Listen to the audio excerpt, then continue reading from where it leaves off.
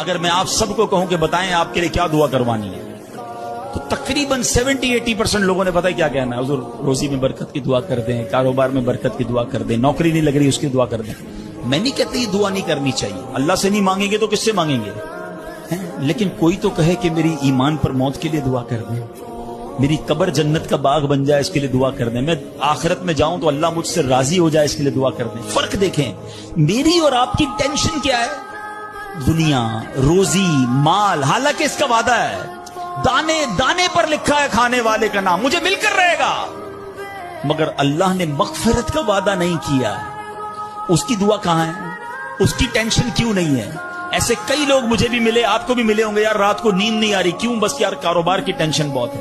کبھی زندگی میں ایک رات میری اور آپ کی ایسی گزری اس ٹینشن میں نیند نہ آئی ہو کہ قبر میں جاؤں گا تو قبر جنت کا باغ بنے گی یا دوزخ کا گھڑا بنے گا؟ کلمے والی